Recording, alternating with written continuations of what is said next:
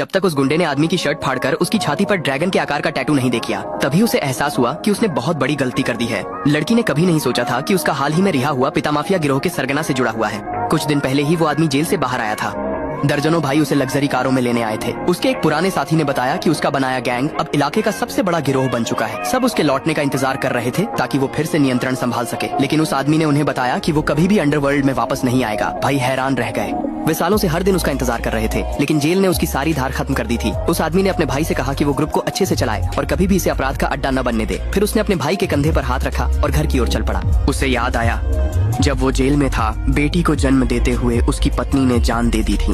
अपनी आखिरी कॉल में उसने कहा था कि रिहा होकर वो बेटी का ख्याल रखेगा, इसलिए अब वो बस बेटी के साथ एक आम जिंदगी जीना चाहता था और उसके करीब रहने के लिए स्कूल के पास लंच बेचने लगा। पर जब लड़की ने उसे देखा तो वो गुस्से से भर गई। चोरी के इल्जाम में 18 साल जेल में था और इसकी तुलना असली माफिया बॉस से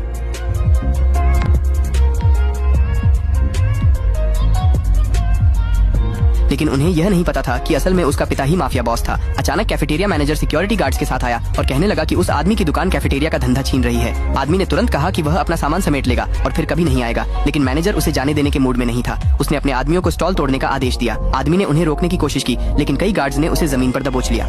यह देख लड़की से रहा नहीं गया। वो चिल्लाई, अगर मर्द हो तो पलट कर जवाब दो। लड़की की ऐसी हिम्मत देख मैनेजर हैरान था। उसने अपने आदमियों से कहा, रुको, पहले इस लड़की को पकड़ो। वो आदमी फौरन लड़की के बचाव में खड़ा हो गया और कहा कि वो हर्जाना देगा, पर लड़की को हाथ न लगाया जाए। उसका लगाव देख मैनेजर ने कहा कि अब वे उससे और बुरा बर्ताव करेंगे, लेकिन झगड़े के दौरान उसने आदमी के सीने पर ड्रैगन का टैटू देख लिया। उसी पल उसे एहसास हुआ कि उसने हद पार कर ली है, क्योंकि सालों पहले ही ग्रुप ने ऐलान कर दिया था कि बॉस के अनोखे टैटू की नकल कोई नहीं कर सकता। लड़की अविश्वास में एक तरफ खड़ी रह गई, लेकिन मैनेजर ने जल्दी ही खुद को यह यकीन दिला लिया कि यह हारा हुआ आदमी माफिया बॉस हो ही नहीं सकता। उसने जरूर यह टैटू दिखावे के लिए बनवाया होगा ताकि उसे कोई पहचान या इज्जत मिल सके। उसने अपना फोन निकाला और अपने जीजा को कॉल किया, जो उसी ग्रुप में काम करता था। पॉज। लेकिन जैसे ही उसके जीजा ने फोन उठाया, वो तुरंत गुस्से में आ गया और बोला कि वहीं रुको, वो अभी आ रहा है। पॉज। मैनेजर को अब भी कुछ समझ नहीं आया था। पॉज। उसने घमंड से उस आदमी से कहा कि आज उसका आखिरी दिन है।